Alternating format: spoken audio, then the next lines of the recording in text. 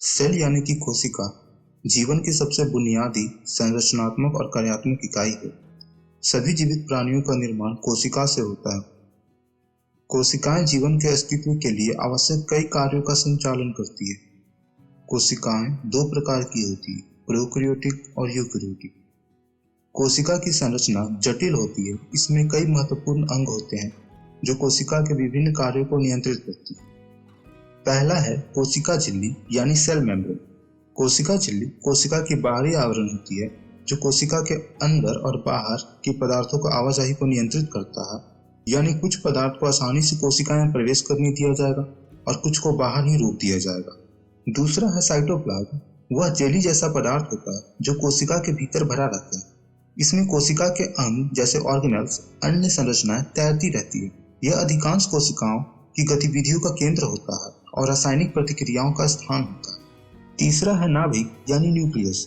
नाभिक कोशिका का नियंत्रण केंद्र होता है। इसमें जीन सामग्री डीएनए संग्रहित होता है जो कोशिका के विभाजन और अन्य विकास को नियंत्रित करती है। नाभिक के अंदर एक या दो न्यूक्लियोलस भी होते हैं जो राइबोसोम आरएनए यानी कि आरआरएनए का निर्माण करते हैं। अगला है माइटोकॉन्ड्रिया। माइटोकॉन्ड्रिया कोशिका की ऊर्जा का स्रोत होता है। इन्हें कोशिका के पावर हाउस के रूप में भी जाना जाता है क्योंकि ये एटीपी का उत्पाद करते हैं जो कि कोशिका के सभी कार्यों के लिए आवश्यक ऊर्जा प्रदान करती है। अगला है एंडोप्लाज्मिक रेटिकुलम। यह एक नेटवर्क जैसी संरचना है जो कोशिका के अंदर फैली होती है और ये दो प्रकार की होती है, एक कठोर, दूसरा मुलायम। कठोर वाले में राइबोसोम होते हैं और यह प्रोटीन संश्लेषण में मदद करता है, जबकि मुलायम वाले में राइबोसोम नहीं होते हैं और ये लिपिड का संश्लेषण में मदद करता है। अगला है गोल्जी यंत्र। यह कोशिकाओं में प्रोटीन और लिपिड को संशोधित करता है, फिर उन्हें पैकेज करता है और फिर उन्हें कोशिका के बाहर भेजता है। यह एक पैकेजिंग और वितरण केंद्र के रूप में कार्य करता है। राइबोसोम कोशिका के छोटे छोटे कण होते हैं जो प्रोटीन संश्लेषण में मदद करते हैं। ये राइबोसोम साइटोप्लाज्म में तैरते रहते हैं और रफ एंडोप्लाज्मिक रेटिकुलम से जुड़े होते हैं। लाइसोसोम। लाइसोसोम कोशिका के अंदर होते हैं और इनके अंदर एंजाइम्स होते हैं जो कोशिका के अपशिष्ट पदार्थों को तोड़ने का कार्य करता है। यह कोशिका के नष्ट हो चुके हिस्से को डिहाइड्रेट और फिर नष्ट कर देता है। सेंट्रियोल। ये मुख्य रूप से पशु कोशिकाओं में पाए जाते हैं और कोशिका विभाजन में महत्वपूर्ण भूमिका निभाते हैं।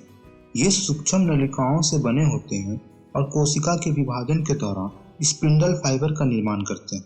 अब हम कोशिकाओं के विभिन्न कार्य को देखेंगे, जिसमें सबसे पहले मेटाबॉलिज्म।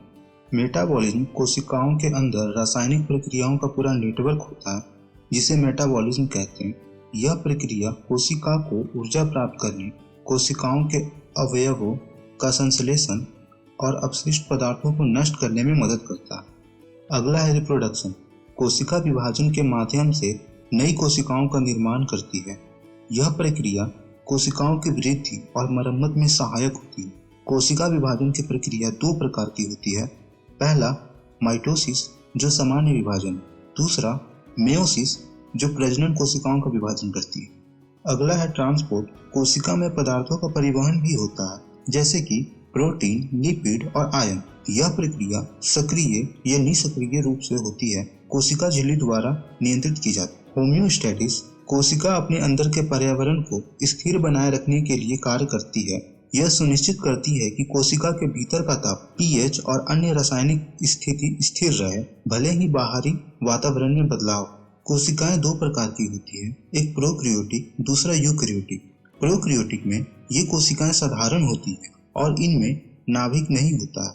इनके पास केवल एक कोशिकीय झिल्ली और साइटोप्लाज्म होता है, उदाहरण के लिए बैक्टीरिया। जबकि यूकैरियोटिक में ये कोशिका अधिक जटिल होते हैं और इनमें एक संरचित नाभिक होते हैं, उदाहरण के लिए पौधे, जानवर, मानव की कोशिकाएं। कोशिका जीवन की बुनियादी इकाई है और यह सभी जीवित प्राणियों के अस्तित्व के लिए आवश्यक होती है। कोशिका के विभिन्न अंग और उनकी कार्य प्रणाली जीवन के हर पहलू को नियंत्रित करती है।